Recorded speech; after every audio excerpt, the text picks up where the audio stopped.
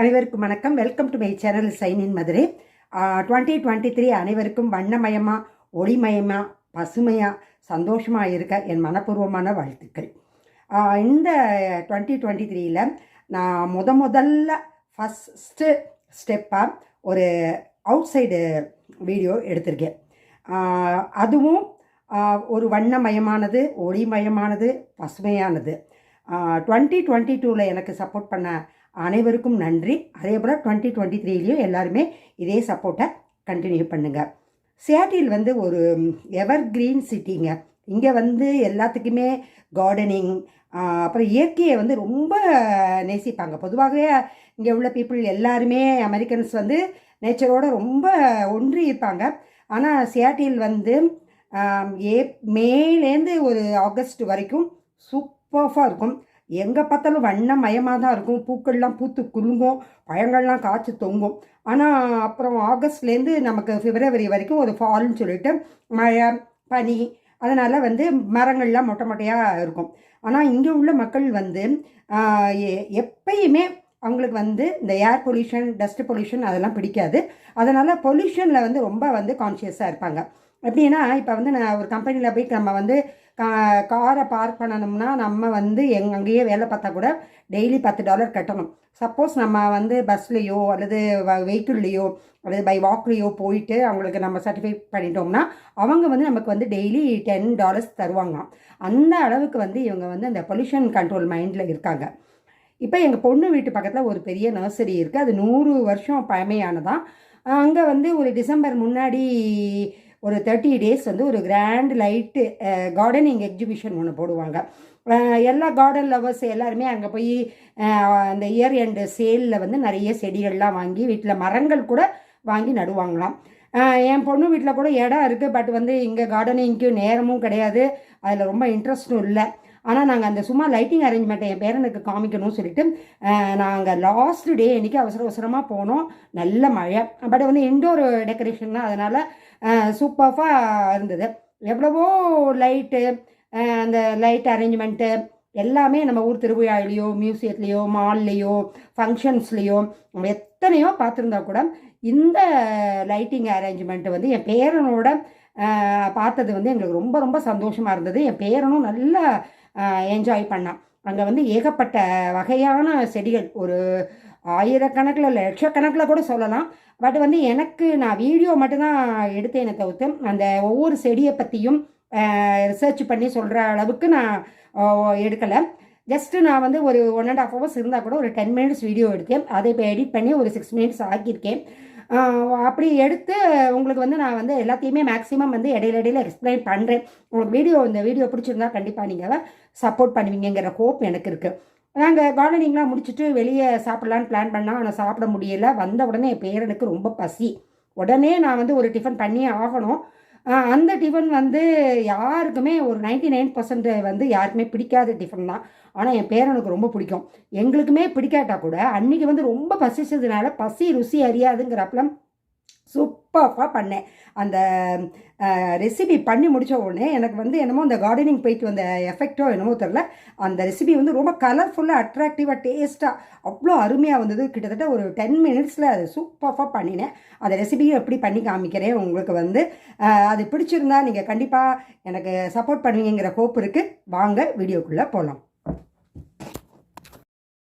இதாங்க நாங்கள் நியூ இயருக்கு முதல் நாளைக்கு விசிட் பண்ண பேலட்டில் இருக்கிற நர்சரி கார்டன். இங்கே தான் ஒரு லைட்டிங் ஷோ எல்லாம் அரேஞ்ச் பண்ணியிருந்தாங்க.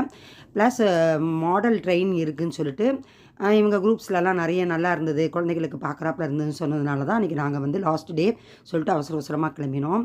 செடியெல்லாம் பாருங்கள் எவ்வளோ சூப்பராக இருக்குது. இந்த செடி பேரெல்லாம் எனக்கு எக்ஸ்பிளைன் பண்ண தெரியல. பட் நீட்டாக அழகாக டெக்கரேட் பண்ணியிருந்தாங்க. டெக்கரேஷன் மீன்ஸ் அவங்க அமெரிக்கன் ஸ்டைலில் கிறிஸ்மஸ் ஒட்டி, நியூ இயர் ஒட்டி வந்ததுனால அந்த குழந்தைங்க நின்று உட்காந்து எடுக்கிறதுக்கு, இந்த ஃபோட்டோ எடுக்கிறதுக்கு, இதெல்லாம் இந்த குழந்தைகளுக்கு ஒரு மாடல் ட்ரெயின். இந்த ட்ரெயினை பார்க்குறதுக்கு என் பேரனுக்கு அவ்வளோ பிடிச்சிது. டெய்லி இப்போல்லாம் இதை காமிச்சு தான் அவனுக்கு நான் சாப்பாடெல்லாம் கொடுப்பேன். ஒரு சமயம் அழுதா கூட இதை பார்த்த உடனே நின்று ஸ்டாப் பண்ணிடுவான். அவனுக்கு என்னமோ இந்த ட்ரெயின் அவ்வளோ பிடிச்சிருந்தது. இவங்களுக்கு மட்டும் இல்லை, நிறைய குழந்தைகளுக்கு வந்து நல்லாவே இந்த ட்ரெயின் வந்து மாடல் ட்ரெயின் சொல்லிட்டு எல்லா இடமும் வச்சுருந்தாங்க. அவங்களுக்கு ரொம்ப அட்ராக்டிவாக இருந்தது. பாருங்களேன், எவ்வளோ செடி பாருங்களேன். செடினாலும் அவங்க வந்து அவ்வளோ அழகாக வச்சுருந்தாங்க. இது வந்து இந்த கான்க்ரீட்லையா என்னன்னு தெரில, பிளாஸ்டர் ஆஃப் பாரிஸா என்னன்னு தெரில. பிள்ளையார்லாம் வச்சுருக்காங்க பாருங்கள். புத்தர் பிள்ளையார் நம்ம ஊர் ஸ்டைலில், எல்லா கண்ட்ரி ஸ்டைல்லையும் ஒவ்வொன்று, அஸ்ட்ரானட்டு எல்லாமே வந்து இது ஒரு எக்ஸிபிஷன் கணக்கில் ஒன்று வச்சுருந்தாங்க. இது வந்து இந்த சாண்டா இருக்கிற வீடுன்னு சொன்னாங்க. இதுக்குள்ளே என் பேரன் போயிட்டு 4-5 தடவை போயிட்டு வந்தான். இதையும் ஒரு லைட்டிங் அரேஞ்ச்மெண்ட்டு. வெளியே வந்து ஒரு ஜாப்பனீஸ் மேப்பிள்னு போட்டுட்டு அது ஒரு லைட்டிங் அரேஞ்ச்மெண்ட்டு. அதாவது வந்து எல்லாத்தையுமே ஒரு அட்ராக்ட் பண்ணுறாப்புல வச்சுருந்தாங்க. இது வந்து உள்ள இன்டோர் தான் எல்லாமே. இன்டோரில் வந்து எல்லாமே 50% சேலு. அந்த ஊரில் ப்ராடக்ட் பண்ணதா அல்லது அவங்க வெளியேருந்து வாங்கி வச்சுருக்காங்களான்னு தெரியல. நான் வந்து ஒரு கிறிஸ்மஸ் ட்ரீ பக்கத்தில் நின்றுட்டு எனக்கு ஒரு ஃபோட்டோ எடுக்கணும்னு ஆசையாக இருந்தது, எடுத்தேன். இங்கே வந்து இந்த பாருங்கள் எல்லாமே 50% ஆஃபர். எல்லாமே கிறிஸ்மஸ் அந்த பக்கம் எல்லாமே வந்து ஒரு $20-25 இருந்தது. நம்ம ஊர் கணக்கு பக்கம் 1000 மேலே வந்ததுனால நான் வந்து அவ்வளோவா வாங்கலை. இது சாண்டா பக்கத்துலேயே மறுபடியும் ஒரு மாடல் ட்ரெயின் வச்சுருந்தாங்க. ஏகப்பட்ட பொம்மை எல்லாருமே இந்த இன்டோர் டெக்கரேஷன்ஸுக்கு, நியூ இயர் டெக்கரேஷன்ஸுக்கு எல்லாமே இங்கேருந்து நிறைய பர்ச்சேஸ் பண்ணாங்க. பட் வந்து நாங்கள் வந்து ஒன்றுமே பர்ச்சேஸ் பண்ணலை. பூக்கள்லாம் வந்து நிஜமாகவே இங்கே வந்து இந்த நர்சரி கார்டனை விட நாங்கள் வாக்கிங் போகிற இடத்துலலாம் பூக்கள் சூப்பராக இருக்கும். அந்த இதில் மே ஜூன் அந்த டயத்தில் அவ்வளோ ஒவ்வொரு வீட்லேயுமே அவ்வளோ ரோஸு அவ்வளோ வச்சுருப்பாங்க. இங்கேருந்து தான் வாங்கிட்டு போகிறாங்களா என்னன்னு தெரியல. செடிகள்லாம் அவ்வளோ எல்லார் வீட்டு வாசல்லையும் சூப்பராக வச்சுருப்பாங்க. இங்கே வந்து அந்த பாருங்கள் டெக்கரேஷன்ஸ் வந்து அந்த செடிகள் பேர்லாம் எனக்கு சொல்ல தெரில. ஆனால் வந்து பர்ஃபெக்டாக வச்சுருந்தாங்க. அதாவது ஒவ்வொரு இடத்துலையும் நின்று ரசித்து பார்த்தாங்க. நாங்கள் வந்து 1.5 மணி நேரம் செலவு பண்ணால் கூட ஒரு 3/4 மணி நேரம் அந்த ட்ரெயின் பக்கத்துலேயே தான் நின்னா என் பேரன். அதுக்கு இடையில நான் போய் உள்ளே போய் அந்த இதெல்லாம் பார்த்து கொஞ்சம் வீடியோ எடுத்தேன். லைட்டிங் அரேஞ்ச்மெண்ட் வந்து எக்ஸ்ட்ராடினரியாக பண்ணியிருந்தாங்க. வந்து ஒவ்வொரு செடி பக்கத்தில் எல்லாமே இருக்குது. அது என்ன உரம் போடணும், எவ்வளவு காலம் அதை வளர்க்கணும், எப்படி வளர்க்கணும், அதுக்கெல்லாம் வந்து அவங்க ஹிண்ட்ஸ் கணக்கில், நோட்ஸ் கணக்கில் எல்லாமே வச்சுருந்தாங்க. நம்ம வந்து ஒரு கைடு கேட்டால் கூட அவங்க கொடுத்துருப்பாங்க. வந்து அதுபோல் என்ன ஒரு வகையான செடினா அதுக்கே ஒரு ஸ்டால் கணக்கில் போட்டு அதை வந்து ஃபுல்லாக அந்த குட்டியிலேருந்து பெருசு வரைக்கும் வச்சுருந்தாங்க. அப்புறம் அதான் உரம் எப்படி ப்ரிப்பேர் பண்ணுறது, இந்த எல்லாமே உரம் சைடை வந்து அவ்வளோ வச்சுருந்தாங்க. அந்த உரம் ப்ரிப்பேர் பண்ணுறதுக்குள்ள வெசல்ஸு, அதுக்குள்ள கருவிகள் அதெல்லாமே அவங்க வந்து தனித்தனியாகவே வச்சுருந்தாங்க. இது வந்து இதுவுமே எல்லாமே செடி வகைகள், புல் வகைகள், பூ வகைகள் எல்லாமே வந்து டிஃப்ரெண்ட்டாக தனித்தனியாக வச்சுருந்தாங்க. நாங்கள் வந்து கண்ணுக்கு வந்து ரொம்ப குளுமையாக இருந்தது. ஒரு நியூ இயர் ஸ்டார்டிங் வந்து கண்ணுக்கு வந்து ஒளிமயமாக, நிஜமாகவே வண்ணமயமாக, பசுமயமாக எனக்கு வந்து ரொம்ப வந்து அன்றைக்கி வந்து ரொம்ப ரிலாக்ஸிங்காக இருந்தது. ஏன்னா சியாட்டில் வந்து சீக்கிரம் இருட்டிடும், 3 மணிக்கெலாம் இருட்டிடும். ரொம்ப ஒரு மாதிரி டிப்ரெஸிங்காக இருக்கிறாப்புல இருக்கும் வீட்டுக்குள்ளேயே உட்காந்துட்டு இருக்கிறது. இப்படி வெளியே போய் ஒரு லைட் ஷோ பார்க்குறப்ப வந்து நிஜமாகவே எல்லாத்துக்கும் ஒரு புத்து உணர்ச்சி வந்தாப்புல இருந்தது. கிட்டத்தட்ட நாங்கள் வந்து 50 நாள் ஆகிடுது. ஆனால் கூட நாங்கள் வெளியே வந்து அவ்வளோவா போகவே இல்லை. மழை பெஞ்சுது, அப்புறம் ரோட்டில் ரொம்ப வழுக்குமே அப்படின்னு சொல்லிட்டு நாங்கள் வெளியே போகாதனால இது ஒரு ஃபஸ்ட்டு அவுட்டிங்கு. அதனால் எனக்கு வந்து எங்களுக்கு வந்து ரொம்ப ஹாப்பியாக இருந்தது. அதுக்கப்புறம் இப்போ ஏன் வந்து ரொம்ப அந்த லைட்லாம் வந்து இப்போ போன வருஷம் குட்டி குழந்தை நம்ம ஊருக்கு வந்தப்போ அந்த பிளேயர் செட்டி டெக்கரேஷன்ஸ்லாம் கோவிலெல்லாம் பார்த்து அந்த லைட்டிங் அரேஞ்ச்மெண்ட்லாம் பார்த்து ரொம்ப என்ஜாய் பண்ணான். அதனால தான் என் டாக்டர்கிட்ட நான் சொல்லிட்டேன், எனக்கு கண்டிப்பாக எனக்கு லைட்லாம் ரொம்ப பிடிக்கிறது. ஏன்னா வீட்லேயே சுவிட்சை போட்டு ஆஃப் பண்ணிகிட்டே இருப்பான், கலர் சேஞ்ச் பண்ணிகிட்டே இருப்பான் லைட்டை. அதனால் லைட்டிங் அரேஞ்ச்மெண்ட்டை காமிக்கணும்னு சொல்லிட்டு கம்பல் பண்ணி கூட்டிகிட்டு வந்தது. ஆனால் வந்து அவன் நிஜமாகவே சூப்பராக என்ஜாய் பண்ணான். பாருங்களேன், வெளியே கொஞ்சம் மழை பெஞ்சுது, கொஞ்சம் நிற்கும் இந்த ஊரில், அப்புறம் கொஞ்சம் மழை பெய்யும் நிற்கும். ஆனால் இந்த ஊருக்காரங்க மழை பனி எதையுமே பற்றி கவலைப்பட மாட்டாங்க. எவ்வளோ பனியாக இருந்தால் கூட அவங்க ஜாலியாக அந்த கோட்டை போட்டுண்டு அந்த பனி ஷூவை போட்டுண்டு ஜாலியாக நடந்து போவாங்க. அவங்க வந்து அந்த பாருங்கள் எல்லாமே 30% 50% ஆஃபரில் நிறைய சாமான் இருந்தது. பட் வந்து இந்த சாமான்லாம் வந்து நம்ம ஊரில் வந்து நமக்கு யூஸ் பண்ண தெரியுமா, நிறைய பீங்கானில் தான் நிறைய இருந்தது. ஸோ வாங்கினா கூட நம்ம வீட்டில் கொண்டு போய் நமக்கு வச்சு அதை சேவ் பண்ணி அதை கொண்டு வந்து சேர்க்கறதெல்லாம் வந்து ரொம்ப கஷ்டமான காரியம் சொல்லிட்டு ஒன்றும் வாங்கலை. செடிகளும் நாங்கள் ஒன்றும் வாங்கலை. ஏன்னா எங்கள் வீட்டில் பின்னாடி ஒரு மரம் இருக்குது, 4-5 செடி இருக்குது. அதையே இவங்க வந்து அவ்வளோவா நாங்கள் வந்து கதவே திறக்கறதில்ல. கதவை பின்னாடி திறந்து அவுட்டோர் போனால் தானே நம்ம பார்க்க முடியும். ஸோ வந்து நாங்கள் வந்து ஒரு செடி கூட வாங்கலை. பட் வந்து நிஜமாகவே வந்து இந்த சூப்பராக என்ஜாய் பண்ணோம். இதோட இந்த வீடியோ முடியுது. இந்த வீடியோ பார்த்த அனைவருக்கும் நன்றி. நம்ம இப்போ நம்ம ரெசிபிக்கு போகலாம்.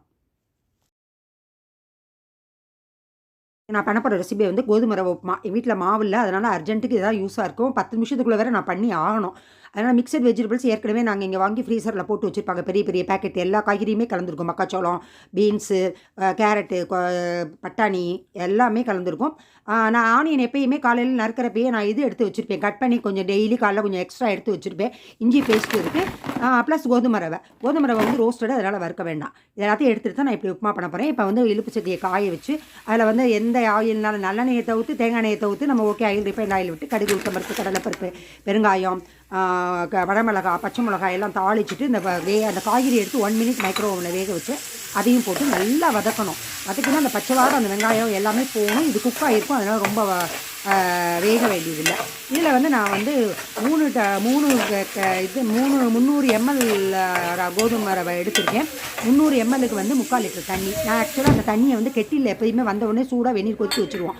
அதை எடுத்து நான் இன்றைக்கி விட்டுட்டேன். டக்குன்னு 200 Fahrenheit டக்குன்னு பாருங்கள், தண்ணியை விட்டேன், ரவையை போட்டேன், கிண்டினேன், உப்புமா எடுத்து அந்த உப்புமா கிண்டி நல்லா கிண்டணும். நீங்கள் அந்த பெரிய பெரிய யூடியூப் செஃப்பெல்லாம் பண்ணுறதை பார்த்துருப்பீங்க. உப்புமாவுக்கு ஒரு எபிசோடு எடுத்திருப்பாங்க. அது வந்து அவ்வளோ ஃபேண்டாஸ்டிக்காக பண்ணுவாங்க. அந்த உப்புமா வந்து கெட்டி கெட்டியாக வந்துடக்கூடாது, உதுராக வந்துடக்கூடாது, பொங்கல் கணக்கில் வந்துடக்கூடாது. அதுலேயும் பதம் இருக்குது. நல்லா அப்படி கிண்டிட்டு இந்த மூடி தான் அவங்க யூஸ் பண்ணுவாங்க. போட்டு மூடி வச்சுட்டிங்கன்னு வச்சுக்கோங்களேன், கொஞ்ச நேரம் கழிச்சு பார்த்தா நல்லா வந்துடும். நான் இதில் வந்து ஆக்சுவலாக தேங்காய் எண்ணெய் விட்டு கிளறி நல்லா காமிச்சிருந்தேன். அது வீடியோவில் வேலை. இப்போ பாருங்கள், இதான் வந்து உப்புமா. இந்த ரொம்ப டேஸ்ட்டாக இருந்தது. பேரை வந்து வாஷ் பண்ணிவிட்டு வரத்துக்குள்ளே நாங்கள் பேரனுக்கு ஊட்டி விட்டுட்டு நாங்களும் சாப்பிட்டோம். இதுக்கு தயிர் தொட்டோ ஜீன் தொட்டோ சாப்பிட்லாம். இந்த உப்புமா தானே நினைக்காதீங்க. இந்த உப்புமா பண்ணுறதுலேயே நிறைய டெக்னிக் இருக்குது. நம்ம கொஞ்சம் நிதானமாக பண்ணால் இன்னும் கொஞ்சம் கூட நல்லா இருந்திருக்கும். அன்றைக்கான பசியில் வந்து எங்களுக்கு இந்த உப்புமா வந்து ரொம்ப ரொம்ப பிடிச்சிருந்தது. நீங்கள் ஒரு தடவை வந்து சட்டுன்னு செஞ்சு பாருங்கள், நல்லா வருங்க, சூப்பராக இருக்கும். இந்த கோதுமை ரவையும் இங்கே வந்து ரொம்ப ஃபேண்டாஸ்டிக்காக இருந்தது. அதனால் வந்து அன்றைக்கி வந்து நான் ரொம்ப சீக்கிரத்தில் உப்புமா பண்ணிட்டேன். இந்த உப்புமா வீடியோ உங்களுக்கு பிடிச்சிருந்தா நீங்கள் கண்டிப்பாக எனக்கு சப்ஸ்கிரைப் பண்ணுங்கள், ஷேர் பண்ணுங்கள், கமெண்ட் பண்ணுங்கள். அடுத்த ஒரு வித்தியாசமான வீடியோவில் உங்களை கண்டிப்பாக சந்திக்கிறேன். Until then, by.